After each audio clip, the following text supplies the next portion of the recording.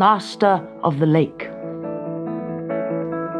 In a small hut in a far-off land, there lived an old couple who were very poor. They had no sheep, nor horses, nor goats, not even a hive of bees to give them honey. When they died, they left their son Avram nothing but a few strands of flax scattered on the floor. Avram took these down to the lake, dipped them into the water, and set about plaiting the wet strands into a rope. While he was working, the fearsome master of the lake rose from its watery depths and stood before him.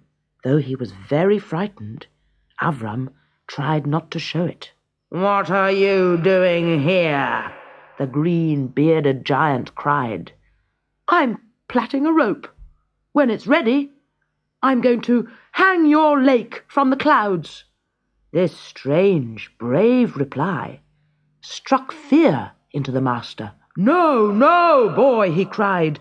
"Don't touch my lake, I beg you. I'll grant you any wish you like, but leave my waters in peace."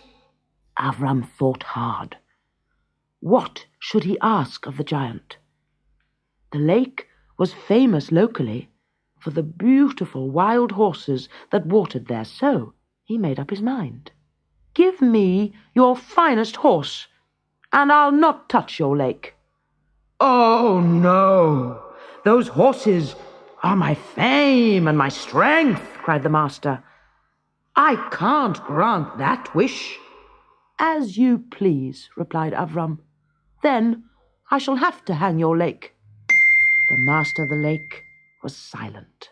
Perhaps he suspected a trick. "Well, boy," he said at last, "if you are strong enough to hang my lake, you won't refuse a test of strength between us first. We'll race round the lake. If you overtake me, I'll grant your wish." "Agreed," said Avram. "There's just one thing. I have a younger brother. He's sleeping in the bushes over there. If you can beat him first, then I'll race you round the lake myself." The giant went into the bushes at the edge of the lake, and out scampered a frightened hare. At once, the master of the lake gave chase, but of course he could not catch the hare, no matter how fast he ran. "I'll beat you yet," he shouted to Avram in a rage. "Let's fight." Avram agreed. "Oh, but first you must beat my old grandfather. If you can knock him off his feet, I'll leave the lake to you. There he is, resting in that hollow. He's a heavy sleeper, so you'll have to give him a crack over the head to wake him."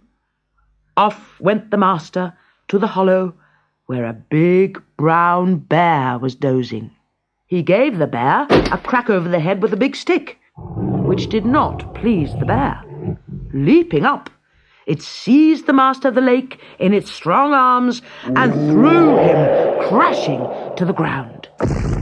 Limping back to Avram, the giant cried, "How strong your grandfather is! I've no strength left to fight you, but give me one last chance. I have a dapple-grey horse, the finest in my herd. Let's see which of us can carry her round the lake."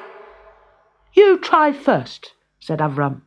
So the master lifted the horse onto his shoulders and staggered with her round the lake.